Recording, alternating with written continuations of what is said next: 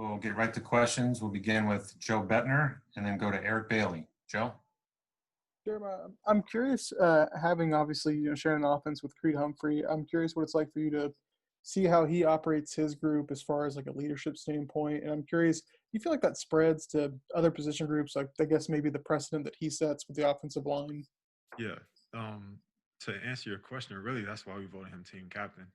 His leadership in his position room is contagious. It spreads throughout the team, and it's obvious to us that he plays an important role, and his attitude that he brings is, like I said, is contagious. So guys tend to have a tendency to want to imitate that same energy. We know he's a great player. We know he'll be off to the league one day, and guys typically want to be around those who set a good example. Thanks, Jeremiah. Okay, Eric Bailey and then Ryan Aber. Hey, Jeremiah, kind of another leadership question. When things are flowing well offensively, what is Spencer like when the offense meets before taking the field after a media timeout? And does he change much when maybe the offense isn't flowing as well? No, Spencer's actually pretty level-headed. He kind of reminds me of Kyler. Kyler was never too high or too low, and Spencer typically has that same mindset. Obviously he celebrates the touchdowns and he's happy when we all make a play and things like that, but it's never over the top and it's never somewhat nervous or anything like that. He's pretty right in the middle, and I think he does a good job of displaying confidence and continuing to make plays on the field for us. Thank you, Jeremiah. Okay, Ryan Aber and then John Hoover.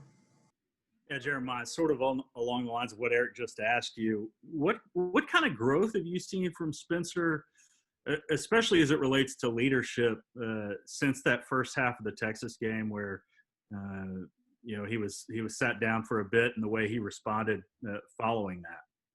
I've seen a lot of growth from him mentally, more so than anything. We all know that he can play. We all know that he can throw the rock. But when it comes to situations where things don't go our way, it's making sure that he doesn't feel all that pressure. Not everything's his fault.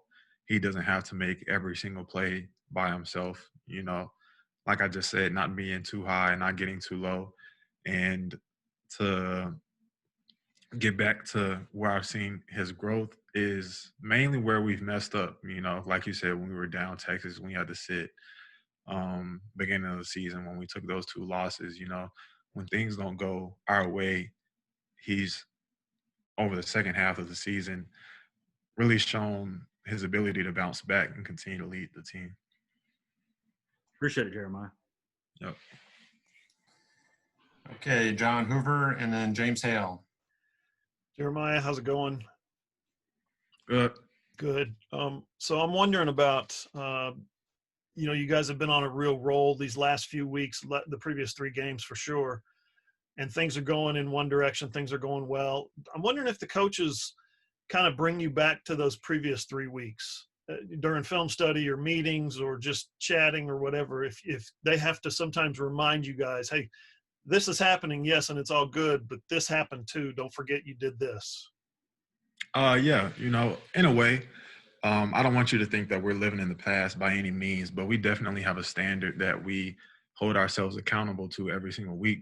And when Coach Riley talks about that standard, you can't help but think about when we didn't meet those standards and when we didn't follow through with how we were supposed to play. And so it's definitely in the back of our mind. It's not something that we need to talk about very much because we all know it's happened. Only thing we can do is press forward now, but don't think that we're comfortable by any means just because we've gathered a little streak. We're not at all, and we're going to definitely come out ready to play this weekend. All right, thank you.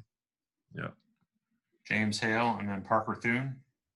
Jeremiah, you're from North Carolina, so you're not a native Oklahoman, but this is still the Bedlam, man, right? So have you become Boomer Sooner all the way? And Oklahoma State's really good, so this is a huge game in college football this weekend. Are you guys excited about it?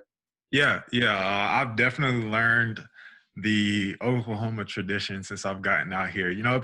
It took me about a year to hop on board just like everybody else, but man, this game means a lot to me simply because it's always hard fought, whether it's on the field, just everything about it, no matter the record, no matter the previous games, it's just like Texas. Every year is new, you know. Um, so yeah, I've definitely grown to love this game. I respect OSU. I know those boys are gonna come out ready to play, but we are too. So I'm looking forward to it. Have fun, man. Good luck. Appreciate it. Okay, Parker Thune and then Lee Benson. Jeremiah, how excited are y'all to potentially have Braden Willis back in the mix? We're looking forward to it. I don't know if he's necessarily back just yet, but if he can play, of course, we are looking forward to it. If not, we're going to ball regardless. So I think he might be okay, but we're still looking into it. But either way, if he is back, man, I can't wait to have 81 back out there with me. I'm looking forward to it. Okay, Lee Benson. Hey, Jeremiah, I'm going to give you a chance to talk about one of your teammates, but also plead your case for maybe some more touches this year. I know you got Mikey.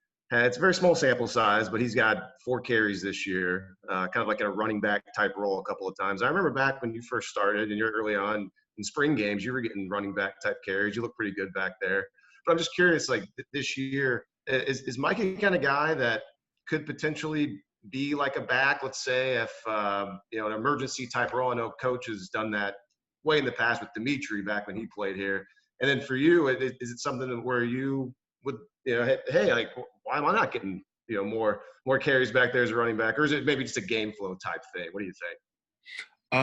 Well, first to answer your question about Mikey running the ball, Mikey's a great ball carrier. He runs hard. He's fast. He sees gaps well. And whenever he gets a carry, I know we're all looking forward to it because, like you said, it's not like it happens very often. But when it does happen, he definitely takes advantage of his plays. And for me, whether I'm back there getting the ball or not, that's above my pay grade. But would I like to run the ball? I mean, you can give it to me if you want to. But, I just go out there, look forward to every chance I get and, relish the opportunity because I know Coach Riley's going to put his best 11 out there. And I typically agree with the decisions he makes. So I'm all good. I like my role. And if I do get a carry, though, I'm going to make something happen. Yeah, I think Coach is confident with you touching the ball. Yeah. Anyway, so thanks. Yeah, let's go to Keegan Rennell. Yeah, Jeremiah, after the Kansas game, Lincoln talked about how you guys having many fork in the road moments, and you guys have chosen to kind of go take the path less traveled on a little bit.